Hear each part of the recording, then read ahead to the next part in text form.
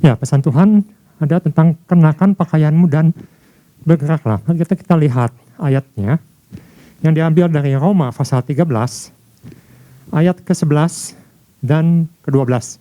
Kita akan baca dulu ayatnya. Roma pasal 13 ayat ke-11 dan ke-12. Kita baca bersama-sama ya. Roma pasal 13 ayat ke-11 dan ke-12. 3, 2, 1. Hal ini harus kamu lakukan karena kamu mengetahui keadaan waktu sekarang, yaitu bahwa saatnya telah tiba bagi kamu untuk bangun dari tidur. Sebab sekarang keselamatan sudah lebih dekat bagi kita daripada waktu kita menjadi percaya. Hari sudah jauh malam, telah hampir siang. Sebab itu marilah kita menanggalkan perbuatan-perbuatan kegelapan dan mengenakan perlengkapan senjata terang. Semua yang akan saya bawakan pagi ini diambil dari sebagian besar dari ayat ini. Sebelumnya saya teringat kalau membicarakan tentang pakaian itu selalu ingat akan suatu cerita. Cerita ini menceritakan tentang seorang raja yang ingin punya baju yang the best, baju yang super, yang tidak dimiliki oleh manusia lainnya. Ya, ini suatu cerita yang menggambarkan suatu permintaan yang mustahil. Raja ini memaksakan pada menterinya untuk mencarikan pakaian super ini. Mengapa raja ini pengen mengenakan pakaian super atau pakaian yang maha indah yang tidak dimiliki oleh manusia lain? Karena dia ingin menunjukkan dengan pakaian itu, dia ingin menunjukkan status dia. Kita sudah dengar pakaian itu menunjukkan status. Kita sudah dengar bersama ya. Bapak Gembala sudah menjelaskan. Tentunya di satu permintaan yang mustahil. Tetapi datanglah dua orang yang sebenarnya dia penipu. Mereka sendiri tidak bisa membuat pakaian super. Tapi mereka menawarkan jasanya pada raja. Mereka katakan, mudah raja. Sediakan aja benang emas yang banyak, kami akan mengerjakan pakaian super itu. Singkat cerita, mereka mengerjakan dan raja tidak melihat apa-apa. Lalu kedua orang ini berkata, oh begini raja, pakaian ini hanya bisa dilihat oleh orang yang hatinya tulus. Yang hatinya jujur. Karena raja malu dan dia ingin dianggap raja yang tulus dan jujur, maka dia mengatakan, oh iya saya sudah melihatnya, sudah ada kelihatan bentuknya. Sampai ceritanya dia mulai pura-pura menggunakan pakaian itu dan dia berjalan di arah keliling rakyatnya dan semua orang termasuk menteri rakyatnya semua takut, semua ingin dianggap tulus, semua ingin dianggap jujur dengan mengatakan baju itu sangat indah. Sampai seorang anak mengatakan kepada orang tuanya, ibu mengapa raja tidak memakai apa-apa? Disitulah raja mulai sadar, ternyata dia ditipu. Cerita ini menggambarkan bahwa pakaian itu menggambarkan sesuatu yang penting. Tuhan berkata di sini dalam pesannya, kenakan pakaianmu. Kalau kita lihat orang yang dalam keadaan misalnya sebagai selebritis, orang meniru apa yang mereka pakai. Mereka ingin sama dengan apa yang mereka idolakan. Termasuk orang Yahudi. Orang Yahudi itu memakai, yang saya baca dalam misalnya kebudayaan mereka, ada dua pakaian. Pakaian dalam dan pakaian luar disebut jubah. Jubah ini akan dipakai ketika mereka akan keluar atau aktivitas. Mereka akan mengacangkan ikat pinggang dan beraktivitas. Jadi jubah ini ada suatu gambaran yang sangat penting. Dan Tuhan katakan kita harus memakai jubah. Jubah apa? Paulus mengatakan di sini, yaitu mengenakan Kristus. Mengenakan Kristus. Kita akan lihat bersama-sama. Maksudnya Kristus itu apa? Sesuatu yang seharusnya dimunculkan, ditampilkan kepada orang lain. Ketika saya renungkan, dan saya mendapatkan berkat yang luar biasa ketika Bapak Gembala mengatakan ada 3, wake up, shape up, dress up. Itu yang harus kita lakukan. Saya coba untuk menggalinya dari Roma pasal 13 ayat 11. Apa hubungannya? Saya lihat bahwa wake up, shape up, dress up. Ini ternyata ada kaitan dengan waktu. Jadi yang pertama, saya mendapatkan terutama dari Roma pasal 13 ayat 11. Paulus mengatakan waktunya adalah sekarang. The time is now. Bukan nanti. Bukan yang akan datang. Bukan yang lalu. Tetapi sekarang. Kita lihat. Dalam terjemahan baru atau Alkitab yang biasa kita baca, di situ dikatakan di pasal 13 ayat 11. Saya akan bacakan. Hal ini harus kamu lakukan karena kamu mengetahui keadaan waktu sekarang. Waktu sekarang. Saya coba lihat dalam bahasa aslinya. Saya coba terjemahkan bebas. Kurang lebih seperti ini. Kamu mengetahui. Di sini mereka kata oida. Sudah jelas. Mengetahui dengan tepat. Mengetahui dengan benar. Tentang hal ini.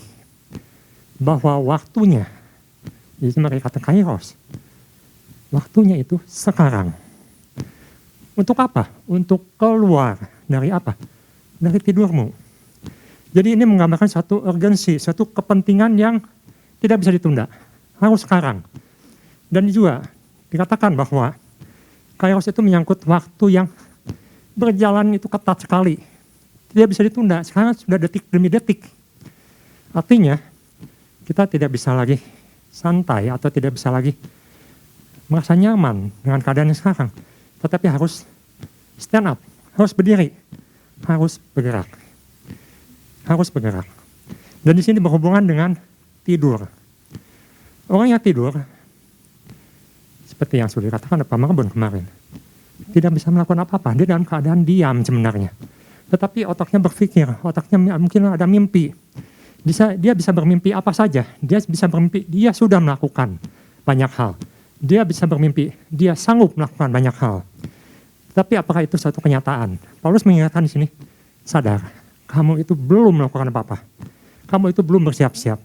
Tetapi sekarang saatnya kamu untuk bangun. Saatnya untuk siap-siap. Saatnya untuk pakai kenakan pakaianmu. Dan bergeraklah. Saya baca beberapa saat yang lalu, bahwa manusia sekarang ingin menyatukan apa yang disebut alam virtual atau alam khayalan dengan alam kenyataan. Suatu perusahaan besar sekali sudah melakukannya.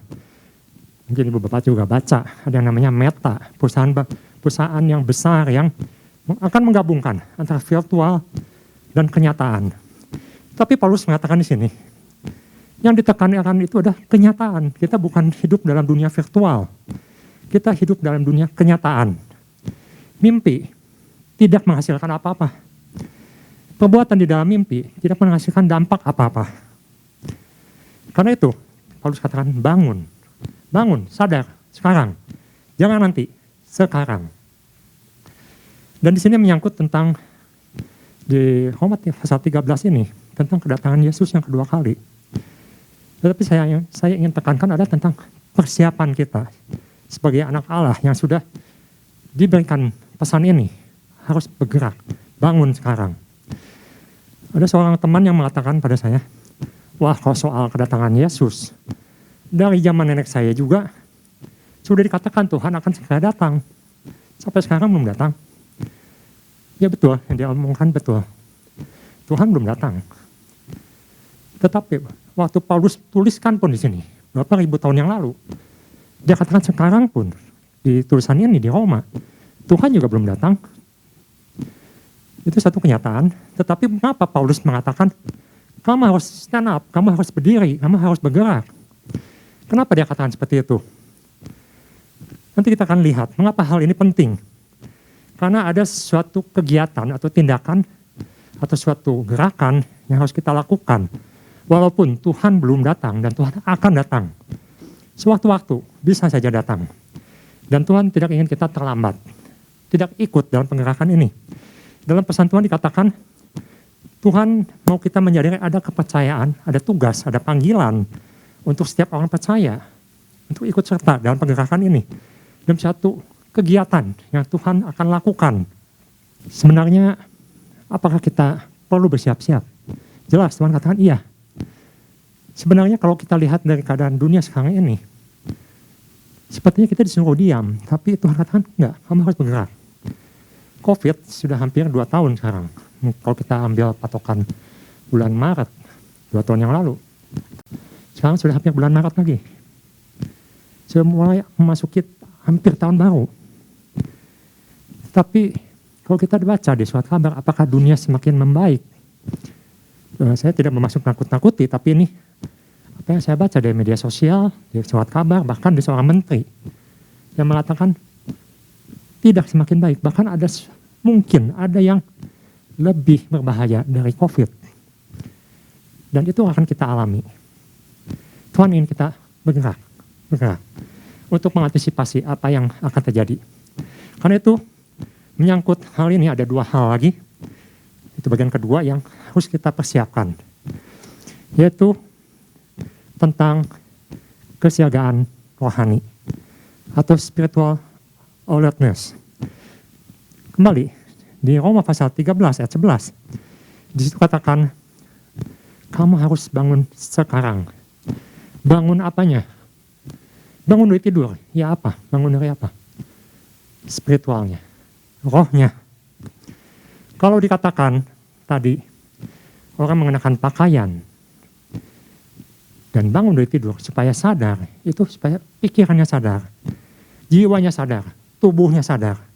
Tapi selain itu, Paulus juga mengatakan rohmu juga harus bangun, roh kita harus bangun. Coba kita baca di Roma pasal 12 ayat ke-11, dikatakan di situ, Roma pasal 12 ayat ke-11.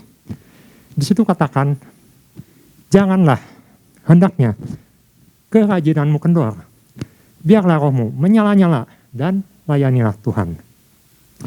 Dengan terjemahan bebas katakan, janganlah kecepatanmu melambat. Janganlah kecepatanmu melambat. Mungkin saya sudah berjalan, tapi masih lambat. Jangan melambat. Atau di sini katakan, jangan kerajinanmu kendor. Sudah mulai kendor. Sudah mulai lepas kancingnya. Sudah mulai tidak menampilkan apa yang disebut Kristus, pakaian Kristus. Bahkan mungkin ada sebenarnya sudah diam. Bukan berjalan lagi, sudah diam. Dan tuh Paulus katakan, di dalam roh Tuhan kita harus menyala-nyala.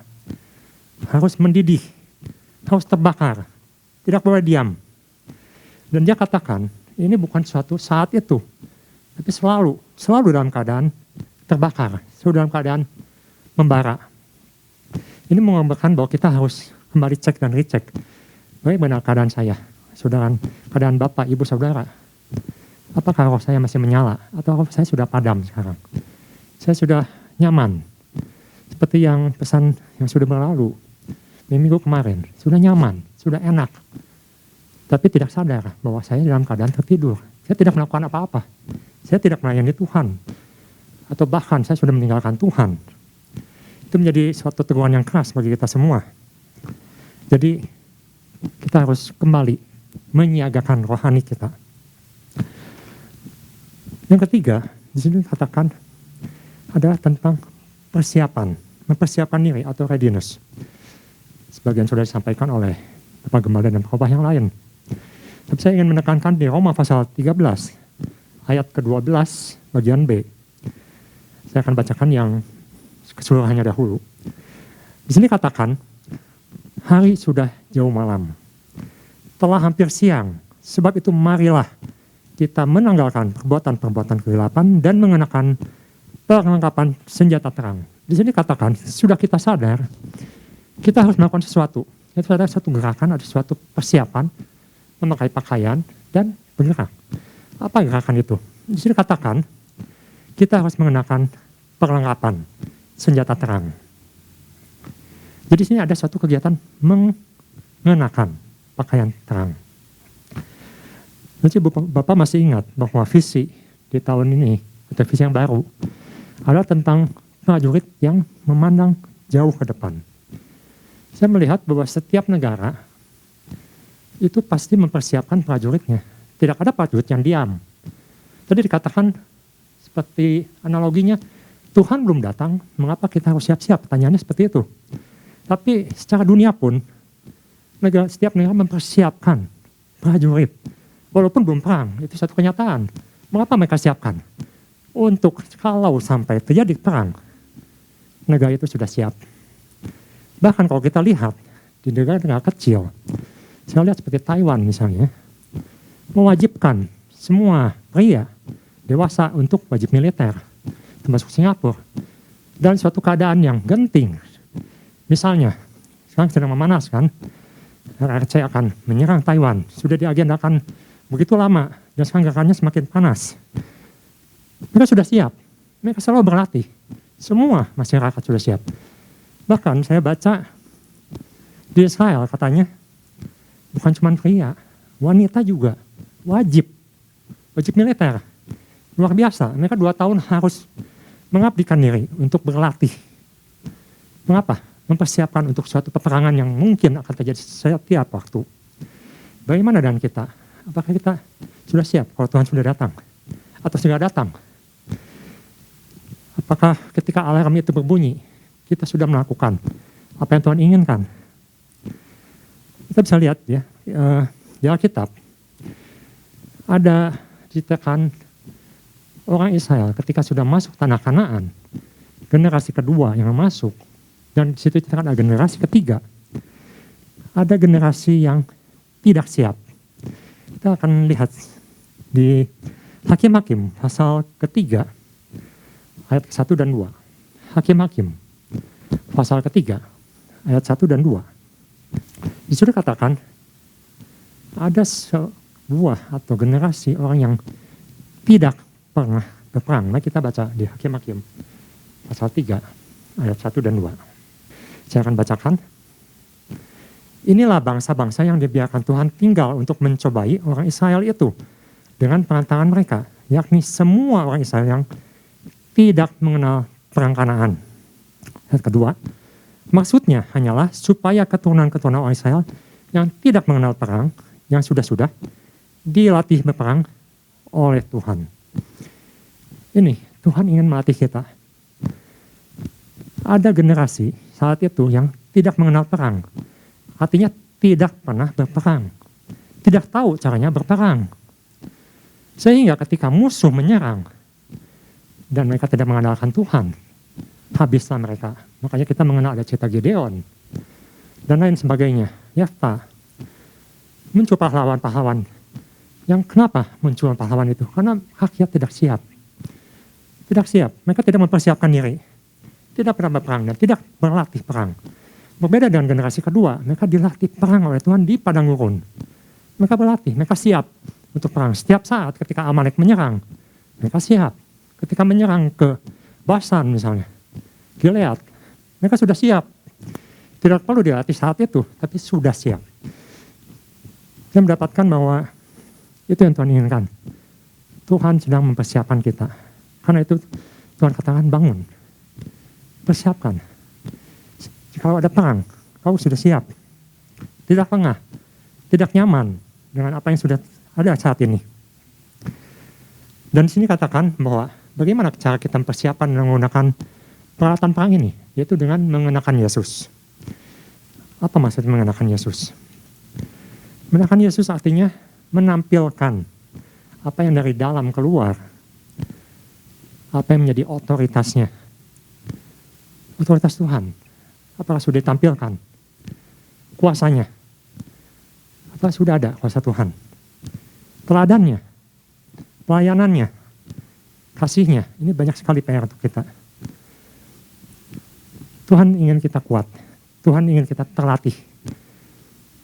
Oleh karena itu, 3 hal ini, maka kita harus bersiap, memakai pakaian kita, mulai bergerak, karena waktunya sekarang.